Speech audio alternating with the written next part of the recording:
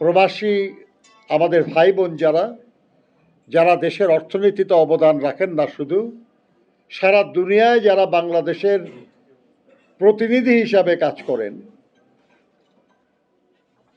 তাদের জন্য নতুন নতুন কল্যাণমূলক কর্মসূচি নেবেন। তাদের সমস্যা বদলে যাচ্ছে, এই যে পরিবর্তিত সমস্যা, পরিবর্তিত সুযোগ, এই বিষয়গুলিতে প্রবাসী কল্যাণ মন্ত্রণালয় ভূমিকা পালন করবে। প্রিয় সাথীরা, যারা প্রবাসে কাজ করেন তাদের অভিজ্ঞতা অত্যন্ত গুরুত্বপূর্ণ। তারা যে অর্থ সঞ্চয় করে নিয়ে আসেন, এটা অনেক কষ্টলভ্য। আমাদের দেশের মতো ফাঁকি দেওয়ার সুযোগ বিদেশে কম।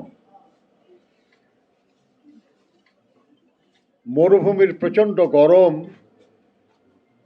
কিংবা প্রচণ্ড ঠান্ডা কিংবা মালয়েশিয়ার জঙ্গলে কাজ করে যারা কিছু টাকা নিয়ে দেশে আসেন, তারা যদি সেই টাকা তাদের ভবিষ্যৎ কল্যাণের জন্য যদি কাজে লাগাতে না পারেন, তাহলে কিছুদিন পরে এই টাকাটা শেষ হয়ে যাবে এবং আমাদের এই প্রবাসী প্রত্যাগত প্রবাসী তারা নিঃস্ব হয়ে যাবে।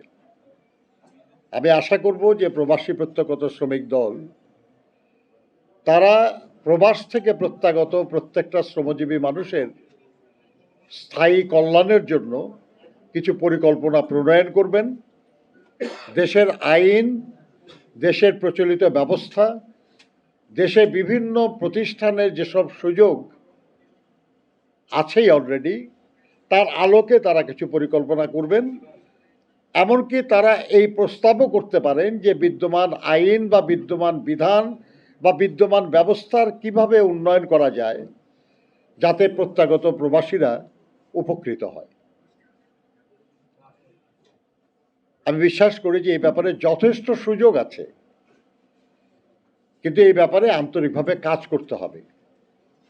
আমাদের আরও অনেক সংগঠন আছে যেগুলেন প্রচারণাই মূল উদ্দেশ্য।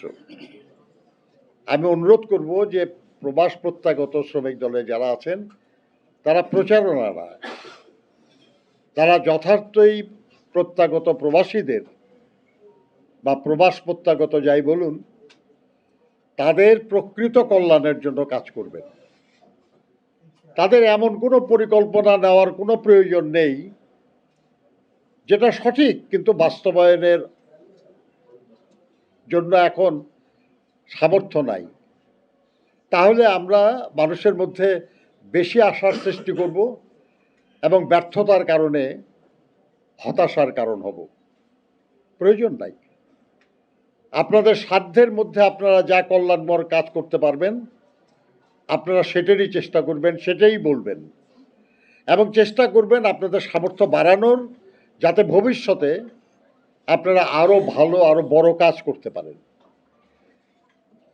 আমি বিশ্বাস করি যে আগামী দিনে যারাই এই রাষ্ট্র পরিচালনার দায়িত্বে আসবে তারাই